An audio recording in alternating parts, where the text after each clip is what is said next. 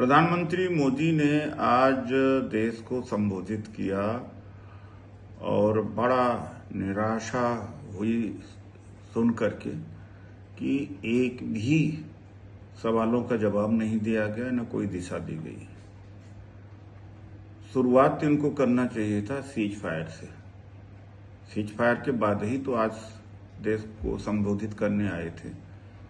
तो ये मानना तो चाहिए था कि सीज फायर कराने का काम ट्रंप ने किया। ये न कहते कि हमारे विधाता हैं, वैसे तो विधाता तो ट्रंप ही बन गए। प्रधानमंत्री के संबोधन के ठीक पहले ट्रंप का एक और एक्सपर्ट पोस्ट आया। उन्होंने अर्थात ट्रंप ने कहा कि मैंने पाकिस्तान भारत को दोनों को धमकाया कि अगर शांति नहीं बरतोगे तो हम व्यापार बंद कर देंगे। कितना बड़ा शर्मिंदगी की बात है। और जो बात उन्होंने प्रधानमंत्री जी ने की वो जनरल बातें करी थी जो सबको पता है। यानी ऐसा लगा कि जैसे जनरल नॉलेज की बात बताने आए हो। ऑल पार्टी मीटिंग के ऊपर चुप, पार्लियामेंट सेशन बुलाने के ऊपर चुप, सीज फायर की क्या शर्तें हैं उसके ऊपर चुप। और सबसे बड़ी अहम बात कि ट्रंप ने यह कहा कि कश्मीर के मुद्दे पर पाकिस्तान और भारत के बीच वो मध्यस्थता करेंगे।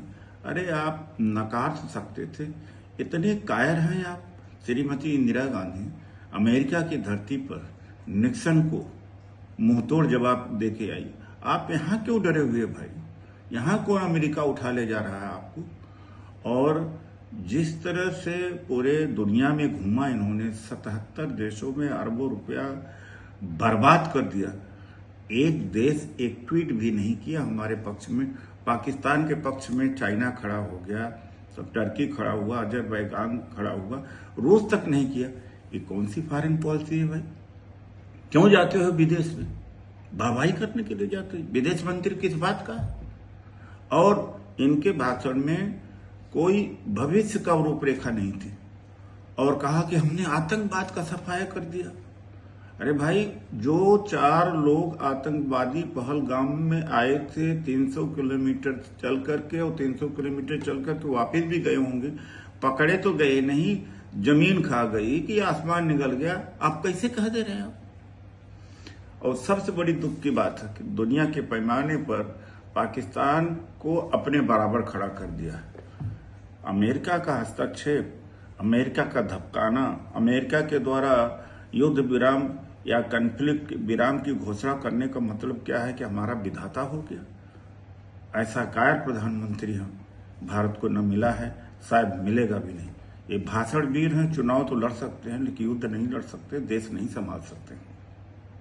आज मैं बड़ा दुखी होकर इस बात को कह रहा हूं कि एक भी चीज ऐसी नहीं थी जो सुनने लायक है, जो देश सुनना चाहता था। आज मैं बड़ा दुखी हूं।